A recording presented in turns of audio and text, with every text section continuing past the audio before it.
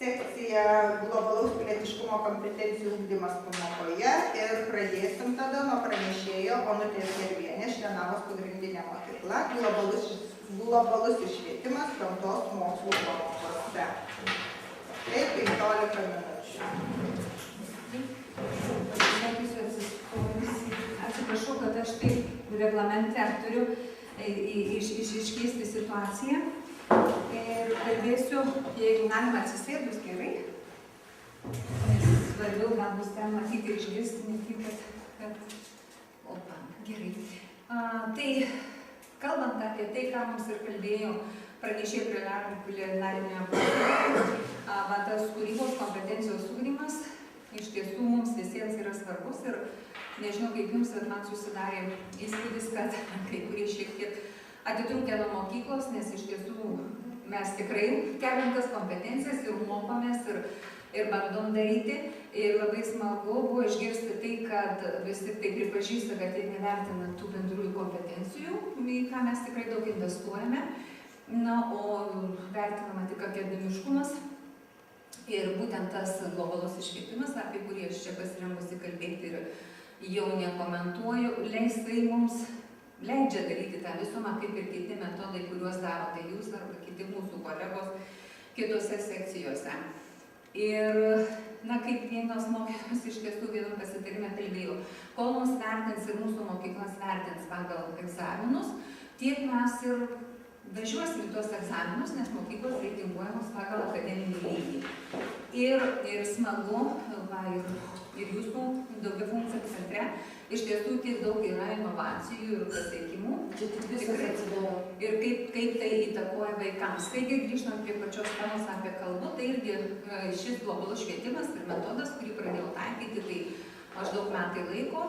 Na, irgi pabuvusi atsitiktinai buvau pakviesta į seminarą ir ten išgirdusi, vėl pamačiau tą kitą galimybę, vėlgi kaip kalbėti su vaikais apie tuos pačius dalykus, tik kitaip išplečiant tą sampratą už mokyklos ir lokalių ribų, kad tai iš tiesų mes esame ta europinė pasaulinė erdvė ir kad tas vaikas, kurį išleidžiame, iš tiesų jisai iškeliauja kur kas toliau su tom kompetencijom, kuris jas įgyja. Ir visame gyvenime, ar čia bus globalus švietimas, ar probleminis mokymas, ar kiti dalykai, tai būtina problemos paieška, jos iškelimas, priežasčių pasekmių numatymas, sprendimai, aktyvi ugdymosi veikla, vertinimas ir refleksija. Turbūt sudėtingiausia, nežinau, bet man karts nuo karto jau tai nutinka, ta aktyvi motyvuota ugdymosi veikla, kuri dažnai ir pakoreguoja tą patį planą ir tuos gebėjimus, kuriuos yra apibrėžę globalio švietimo gebėjimai, iš tiesų jie ugdo visas bendrasis kompetencijas ir dalykinės kompetencijas. Na ir tik išugdytas ir išsiugdęs asmuo išėjęs iš mokyklos, jisai iš tiesų gali pilnai save išreikšti, o mes galim džiaugtis tuo, kad tie dokumentai, kurie reglamentuoja mūsų ypač darbaus vystymosi apima sritį, daugiausiai būtent globalus švietimas yra pilnai įvykdyti, bet įvykdyti gerąją prasme, kad vaikas yra įgalintas veikti toj pačioje pasaulinėje erdvėje su visais įgūdžiais ir jie pasireiškia per jo pagrindinę raišką. Tai dokumentų pavyzdžiai iš bendrųjų programų, išėmiau tik tai vieną, aplinkos chemija ir nuostatos, kad iš tiesų žmogaus gamtosaugybė ir esminis gebėjimas taikyti tas žinias realiam gamtamoksliniam procesui, paaiškinti, apibūdinti. Ir kad, tarkim, dėstant chemiją, aš dėstau chemiją ir biologiją, viename, nes dirbu pagrindinėje mokykloje, tai turbūt yra pliusas, kad daryti tas tarpdisciplininę integraciją ir vesti to globalaus švietimo pamokas man yra lengviau, nes aš derinuosi pati su savimi.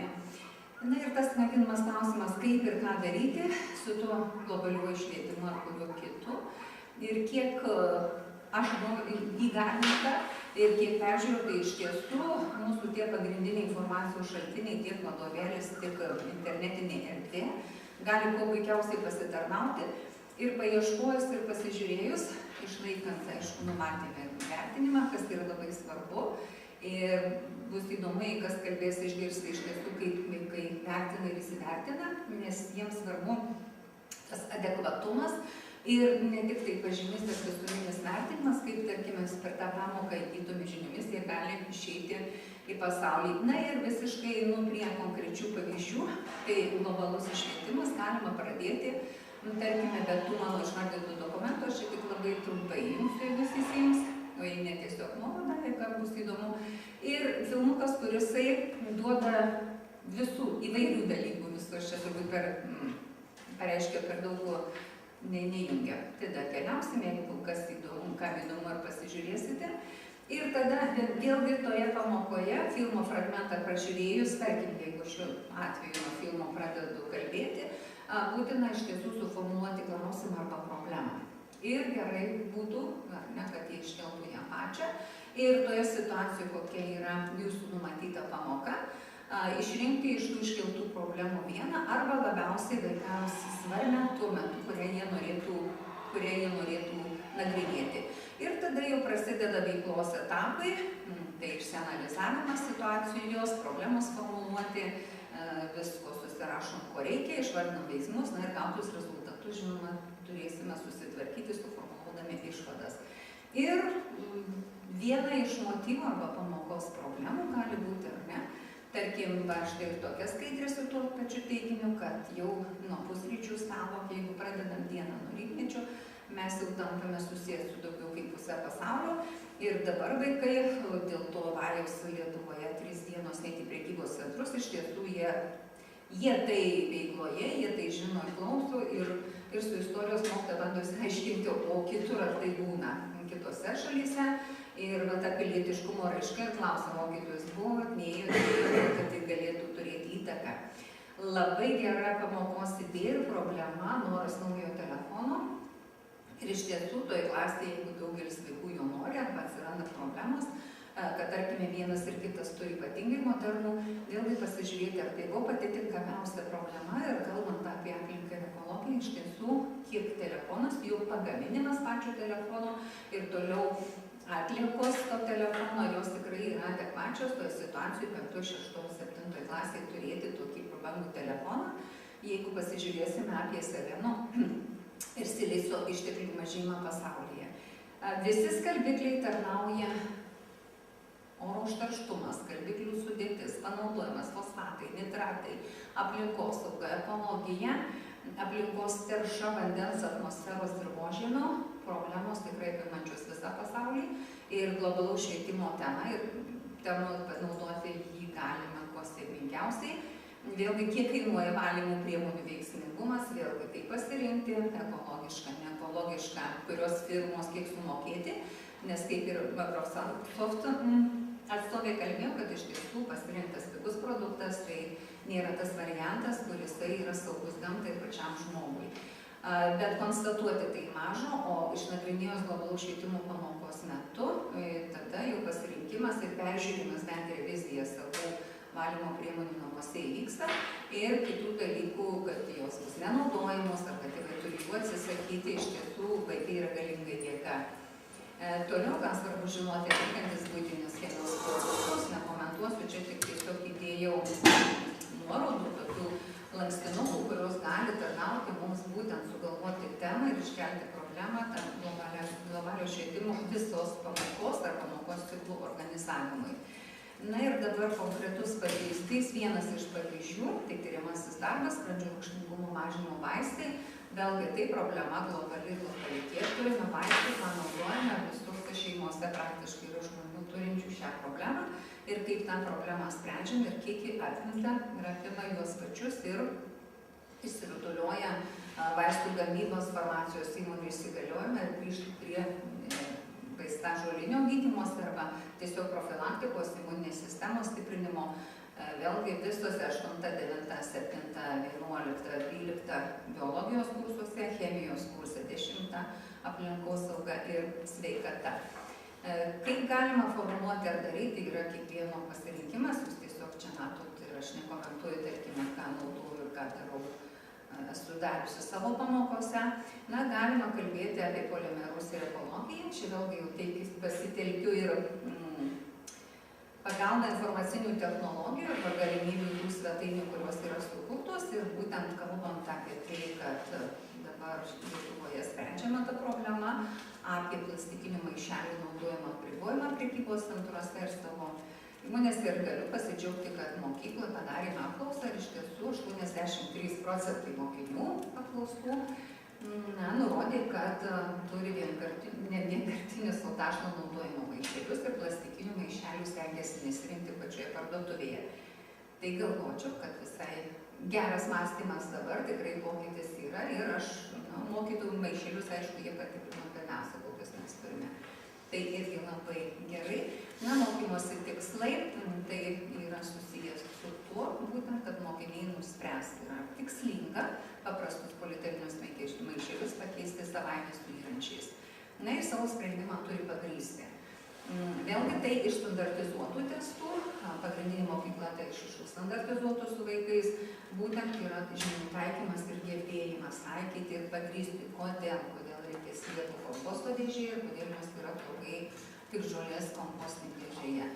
Tarkime, aš jau dabar iš paskutinio testo užduoties komentuoju tai, kad, tarkime, sliekas skaidytojas nurodo, kad komposto treškė, o paskui sėklom prastai. Sėklos sugadys kompostą, o kodėl jos sugadys, o pagrindimo tikrai labai mažai pagrindė, tai rodo būtent dar labiau akcentuoti ir globalus išvietimas būtent leidžia, arba probleminis mokymas, jie labai yra iš tiesų panašus.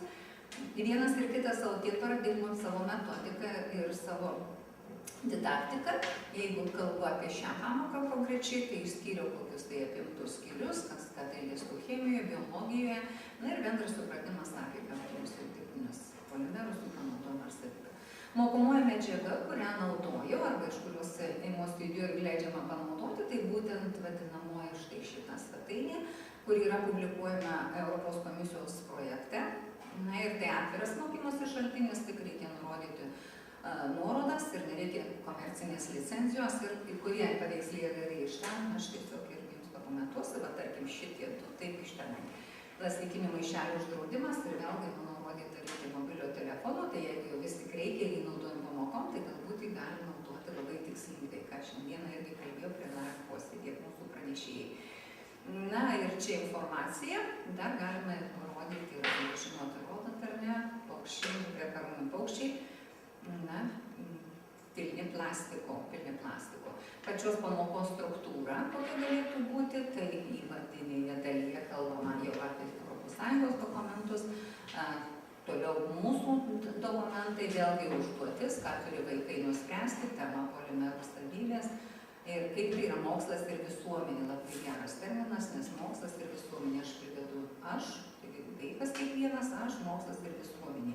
Kogi tas vaidmuo, ką jūs nutarsite šioje pamokoje dėl polimerinių maišelių. Toliau vėlgi eina pats dėstymas, pats aiškinimas ir šitoj vietoje pasitarimas polimerus primenama, jų savybės ir sankra. Taip, kai kurie šitie fragmentai imami iš tos svetainės, kaip sakiau, ir apibendrinimas, tai mokiniai ir vertina atsakymą, ir kuriuos vis tik naudoti geriau maišelius toksai ar bio. Ir kokie veiksniai grindžiami priimant tokį sprendimą.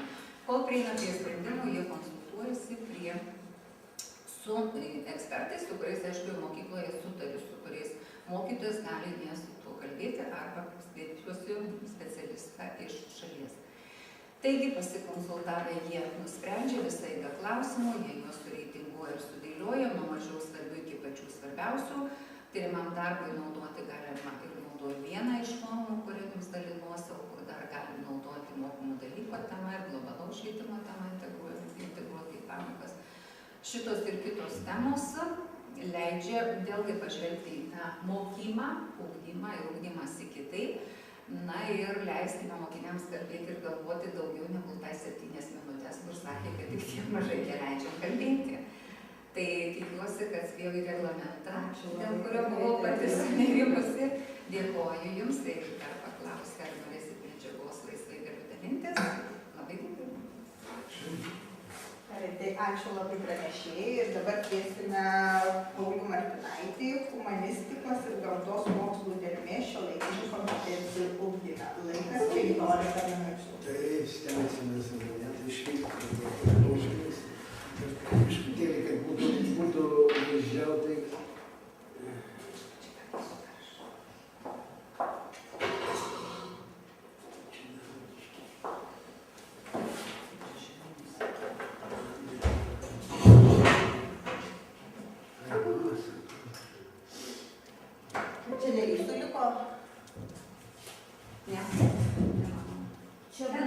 jinai buvo tos sudarytos.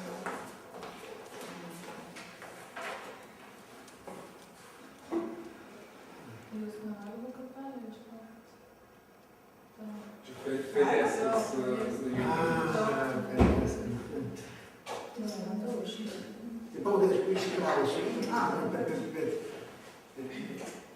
Net ir nevaikščios. Negalėsiu aš išgyventi. Antro nėra turizmo. Nu tai... Buvo.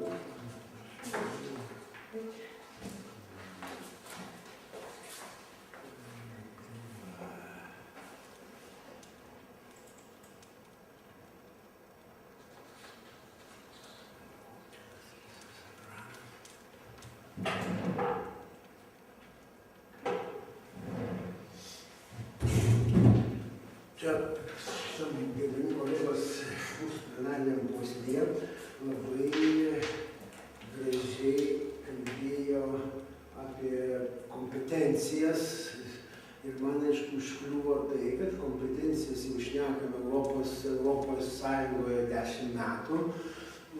Turim tenai vienokias kitokias kompetencijas.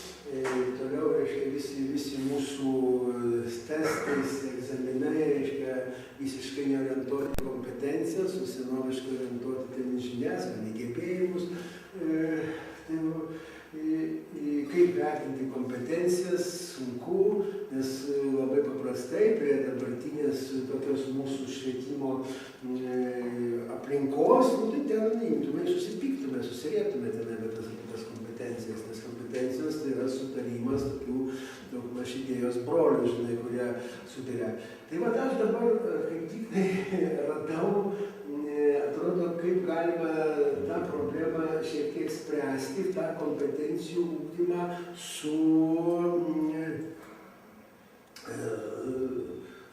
konkretizuoti, kur mokykloje dar yra mūsųse neišnaudotos versmės. Kaip žinome, kompetencija tai yra žinios, įgūdžiai, patirtis, visų pirma, tai va, ir čia prisideda asmeninės savybės. Žinios, įgūdžiai, patirtis, viskas mums aišku, kas mokykloje dirba, tai kaip sakyti, aiškinti nereikia ir patys kiekvieną dieną pumpuojam žinias, ugdom įgūdžius tenai, išnaudojam patirtį vaikų, kiek tai jie turi, arba kokių kitų mokytojų patirtį išnaudojam, bet vat į tą kompetencijos sudedamąjį dalį asmenybę mes labai mažai kreipiam dėmesį. Nu ir jeigu aš, pasakyti, iškelčiau klausimą, kokie pasišaukčiau matematikos mokytoją, sakyčiau, nu, tu ugdai kompetencijas, ten tokias, nu gerai, kur tavo asmeninė dalis, žinai, nu, tai jis man pasakytų, yra tikybos mokytoja, etikos mokytoja, tenai, žinai, neformalus ugdymas, klasų auklėtoja, gal man pakaičiu, žinai, aš tai vos spėjau programą išėjau matematikos. Tai va.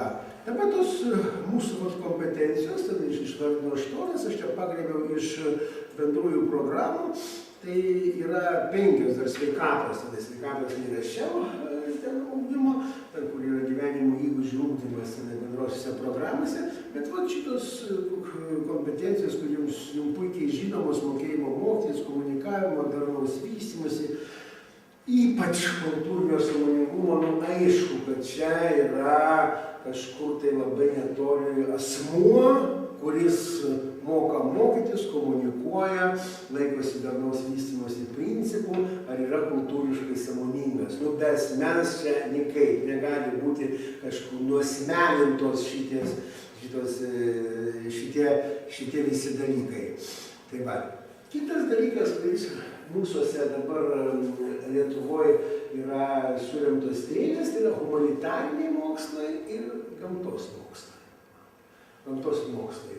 Nu ir gamtos mokslai sako, čia, žinai, reikia būtinai daugiau, žinai, inžinierių, reikia daugiau tenai konkrečios specialybės specialistų, čia visokie, ten, žinai, vadybininkai, čia, žinai, čia teisininkai, čia, žinai, supranti, jau nieko konkretaus, tai socialiniai, ten mokslai, tai išvystant pievas, ten, žinai, ir taip toliau, nu, steigiam mūsų STEAM, dabar mes čia esame mokykloje STEAM-o.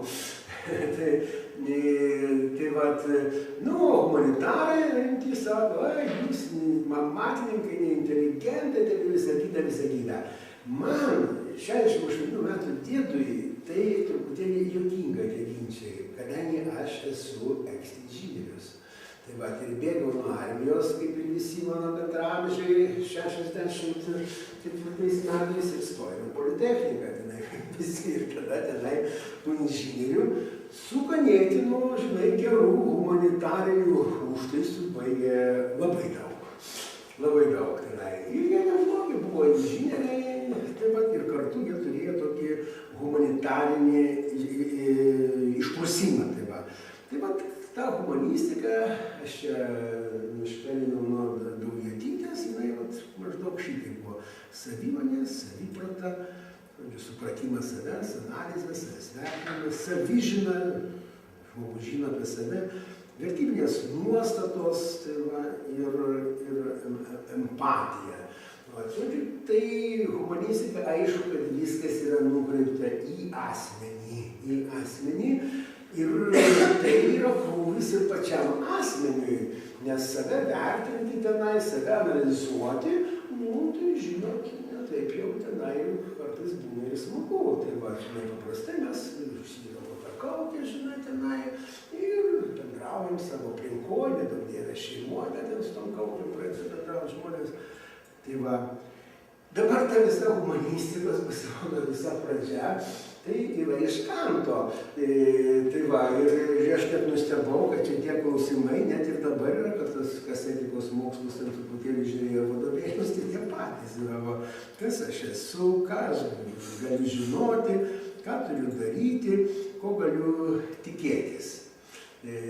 Tai va, tai šičia, kaip sakyti, tokie, gairės, jeigu ten savižina, saviprata, jau tokie, platesni dalykai, jos reikia, tai šitos klausimus kiekvienas žmogus atsakinėja, ten, suprantate, ten, net ir, pavyzdžiui, koks tai turgaus, krovikas atsakinėja šitos klausimus savo, kai aš gyvenu šalia turgaus, tai jos, pažįstu tos žmogelius, tai va. Tai vat šitai humanistikai, vat tokiem savybėm, jai, kaip sakyti, pagrįsti arba tobulinti, ugdyti reikalingi mūsų humanitariniai mokslai, kurie yra mokykloje. Humanitariniai mokslai tai yra mūsų mokykloje tenai, socialiniai, lietuvių, literatūra, kalbos daugiau komunikavimai tenai, jos skiriamos. Tai va, šitas mūsų humanistika gili, humanitarinių mokslų yra tikslas. Ir tada ta kompetencija įgaus kažką tai apčiuopiamo, kur mes galėsime, supranti, jau svarstyti, lyginti tenai ir toliau. Tai va, žodžiu, humanistos kreipiantis dėmesį į save žmogus, jis visų pirma ieško gyvenimo prasmės ir nori prasmingai gyventi. O kartais net ir už tą prasmę ir galą pavaldyti. Net iki to. Aišku, ačiū Dievui, dabar pas mus to nereikia. Tai va, gamtos mokslai, tai va, jie aišku visi orientuoti į aplinką. Tai va, ir jie, kaip sakyti, tą aplinką tyrinėja, tenai aplinką pritaiko žmogui. Tai va, tai tą gyvenimą daro fiziškai įmanoma, praktiškai naudinga. Iš tikrųjų, 20 amžiaus visa techninė revoliucija, tai, kaip sakyti, tikrai žavi mus ir kai kur net pranoko mūsų lūkesčius. Tai va, aš neseniai pirkau televizorių, žinai, tenai, tai ten tas pardavėjas rodo, ką jis ten gali, tenai, ekranai 4 dalis dalynai, ten viską rodo, ten, kad ten galima būti, žinai, aš čia tik tai, paskui Dievas davė mintį Martinaitį, taigi tu užmiegi panoramą žiūrėdamas, kam tu atrasi šitą būtis televizorių. Tai sakau, daug man patikimai ir paprasta tą televizorių, žinai, jau man tos technikos revoliucijos jau gana bus man amžiai, žinai. Tai va, bet negalima pasakyti, kad tai yra blogai. Tai va, dažnai, žinai, ten ateina mokyklos, susiduriu su tėvais, tai kaltina televizorių, kaltina kompiuterį, kaltina telefoną, ten supranti, žinai, tai sakau, ponė, sakau, ta problema labai lengvai sprendžiama. Visur yra mygtukas off. Paspaudė ir nebėra televizorius, ir nebėra kompiuterio, žinai, tai va. Tik reikia turėti valios jį paspaudyti. Tai va, o valia tai jau yra humanistika. Tai va. Taigi, kaip sakyti, gamtos mokslai pažįsta mūsų aplinką, o humanistika, aišku, interpretuoja. Nu, šičia, aišku, humanistikos jau karalienė, filosofija, tai va, kuri dabar irgi, taip žinai, nelabai praktikuojama, nelabai mėgstama. Nors kiekvienas turbūt žmogus su šiek tiek turtingesniu dvasiniu pasauliu turi savo gyvenimo filosofiją, tikrai, nežinai. Tai va, šita visa mūsų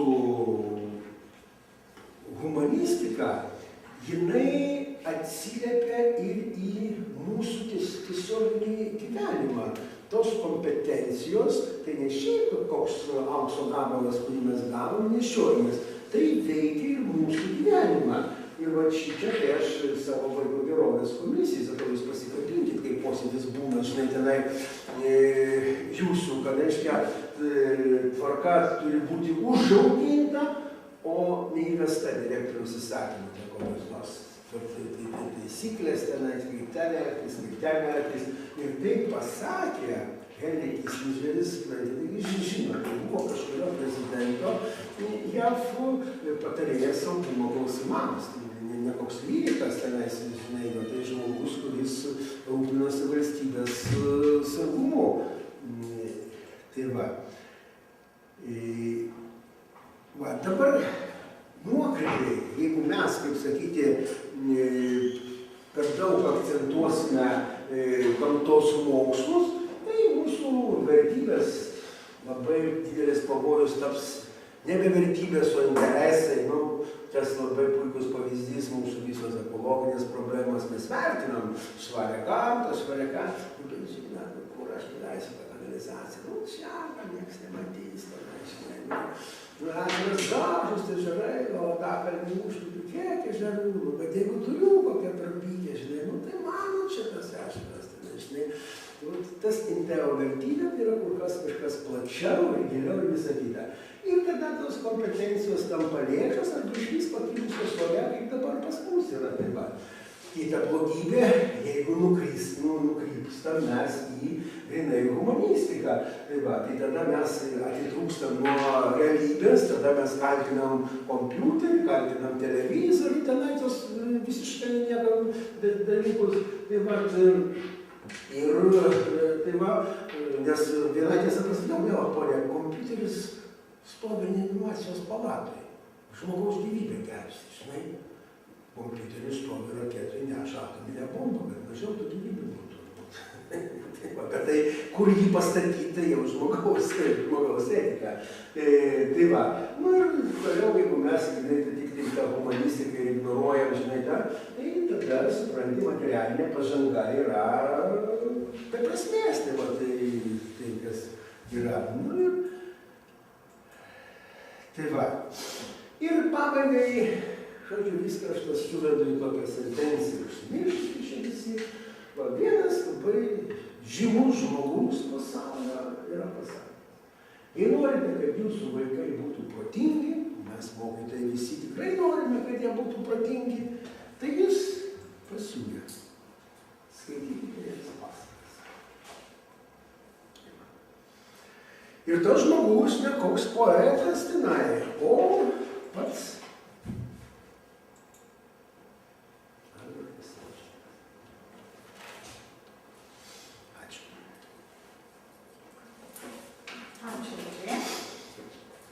Pranešėjai dabar kviečiame Greta Gedgaudaitę, globalus išvietimas pasaulyje ir Lietuvoje, galimybės ir iššūkiai.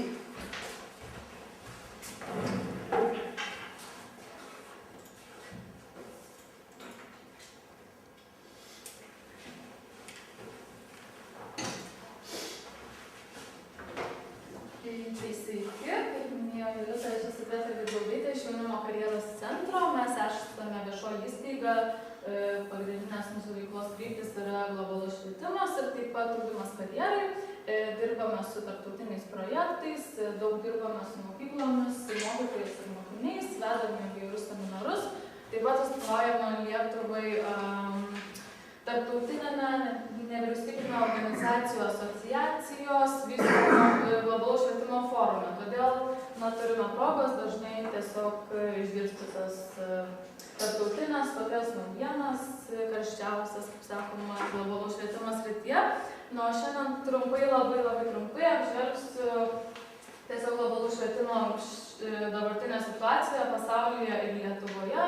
Akivaizdu, kad šita tema labai ambicinga, bet pasitengsiu labai trumpai ir pačius esminius dalykus jums papasakoti.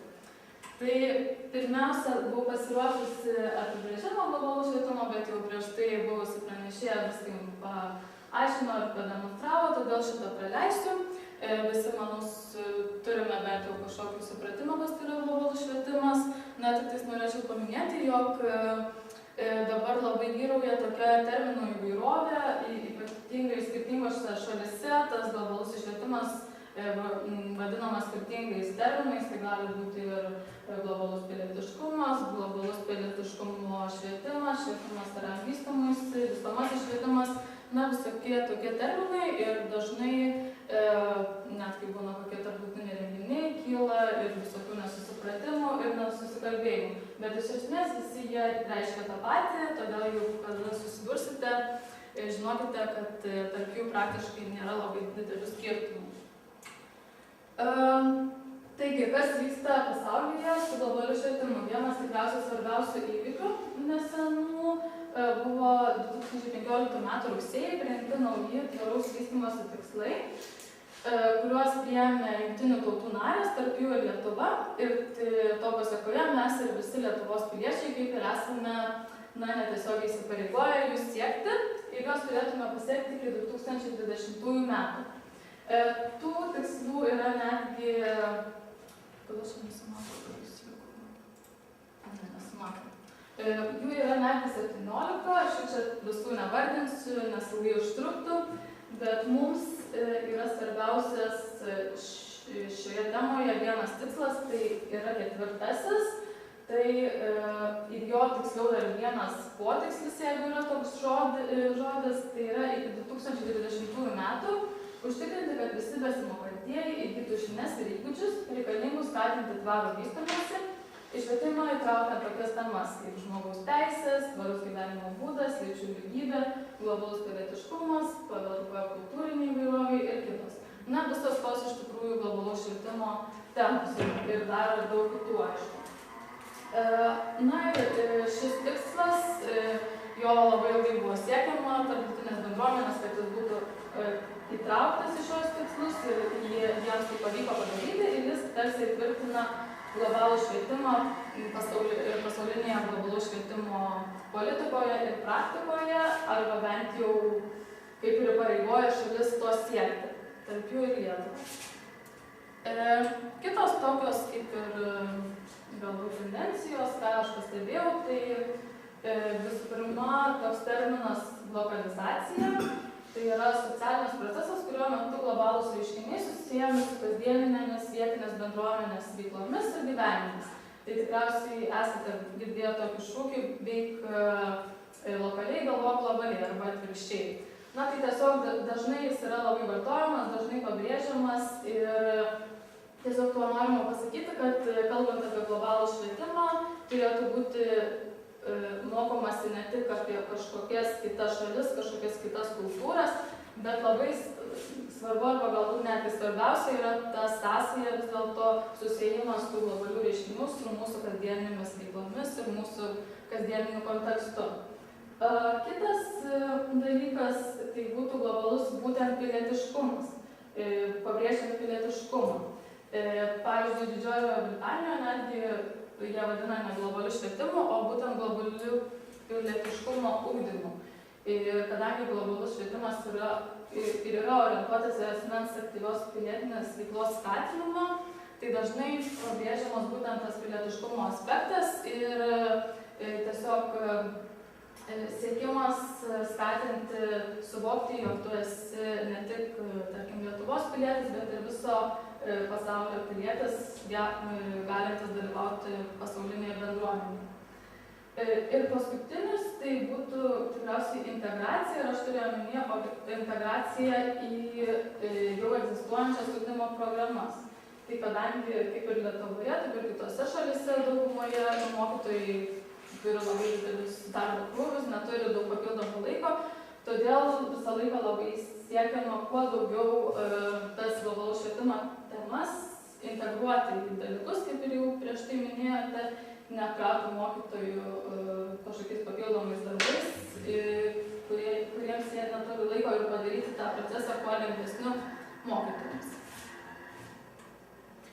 Ir čia tiesiog išrinkau keletą galbūt idėjų, kaip galima įtraukti globalų švietimą į ugdymo procesą tiek visoje mokykloje, tiek pamokose. Tai būtų, pavyzdžiui, skaitimas, galima skaityti tekstus arba literatūros kūrinius, aprašančius kultūrinę įvairovę, atspindinčius kosmopolitinės vertybės ir nuostatas. Kaip ir minėjau, prieš tai mokyti įvairūs tiksliųjų mokslų projektai, pavyzdžiui, gali būti matematikoje, statistinė analizė įvairių šalių rodiklių, chemijoje, aišku, viskas, kas susijęs su aplinkosauga ir taip toliau. Taip pat supažindinimas ir bendravimas su skirtingų kultūrų, socialinių grupių šalių žmonėmis, kiek įmanoma dalyvavimas tarptautinėse veiklose, įvairiuose projektuose, be abejo mokymasis apie įvairių šalių meną ir kultūrą. Taip pat mokiniams labai patinka filmų susijusių su žmogaus teisėmis ir kitomis temomis, peržiūros ir aptarimai. Taip pat, kaip ir minėjau, globalių sąsajų tyrimai, tai tiesiog stengiamasi aiškinti, kaip mes susijęs su kitomis šalimis, kaip mes susijęs su kitoje pasaulio pusėje gyvenančiais žmonėmis. Taip pat galima globalų švietimą įtraukti mokinių tarybų ir kitų organizacijų veiklą. Na, svarbiausia, tai būti kūrybiškiams ir tikrai mokyklos, kai nori, tai sugalvoja begalės tų būdų, begalės turi idėjų ir visokiausių akcijų ir renginių ir čia tas sąrašas gali tęstis ir tęstis. Ir iš savo patirties ir iš darbo žinau, kad tų Lietuvoje mokyklos yra tikrai labai kūrybiškos. Taigi, kas vyko Lietuvoje? Tai praeitį metai, 2015 buvo gana aktyvus šioje srityje, tai praeitų metų pradžioje vyko konferencija Globalus švietimo scenarijus nuo sampratos ir veiksmų. Ir jo metu buvo pristatyta Lietuvos globaliojo švietimo koncepcija. Taigi pirmasis Lietuvoje oficialus dokumentas susijęs su globaliu švietimu. Jo tikslas yra sukurti teisinės ir institucinės prielaidas, nuosekliai ir nuolat tobulinimai globaliojo švietimo veiklai Lietuvoje plėtoti. Pasak šios koncepcijos, globaliojo švietimo tikslas yra ugdyti globaliojo pilietiškumo kompetencijas, kurios yra neatsiejama Lietuvos piliečio tapatybės dalis. Na ir aišku, ta koncepcija yra labai ilga, bet vienas iš svarbiausių šiandien punktų, manau, yra apibrėžiamas vaidmuo formalaus švietimo, būtent įgyvendinant globalų švietimą. Tai pasak jos, formalus švietimas suteikia besimokančiam būtinas kompetencijas, reikalingas suprasti pasaulio kylančius iššūkius, prisidėti prie globalios visuomenės vystymosi, asmeniškai bendruomenėje, vietos ir pasaulio mastu. Taip pat formaliojo ugdymo programose integruojamos globaliojo švietimo temos, kaip ir minėjau, išryškinančius dalyko jau turimą globalią dimensiją. Mokymasis vyksta analizuojant ir tenkinant realius bendruomenės poreikius, nuosekliai planuojant ir panaudojant turimus kompetencijas, skiriant laiką žinių ir įgūdžių demonstravimui ir aptarimui, poreikio analizę siejant su globaliu lygmeniu. Ir mokymasis trunka, vyksta visą gyvenimą. Tai štai tokia priimtas svarbus dokumentas. Na ir mano nuomonė, kokie yra šiandien iššūkiai ir kokios galimybės globaliam švietimui Lietuvoje. Tai kaip minėjau, nors žengtas gana svarbus žingsnis priimant globalų švietimo koncepciją, tačiau jinai išlieka tik koncepcija ir kol kas nėra jokios oficialios valstybinės globalų švietimo strategijos, kuri numatytų ir įtvirtintų jos įgyvendinimo žingsnius. Todėl ta koncepcija tokia yra tik tais patariamo pobūdžio, o realių jokių veiksmų kaip ir neužtikrina. Taip pat yra be abejo mažai išteklių lietuvių kalba susijusi su globaliu švietimu yra galybė išteklių anglų kalba, bet jie yra arba neišversti, arba nepritaikyti Lietuvos kontekstui. Taip pat yra gana mažas žinomumas iš savo patirties, galiu pasakyti,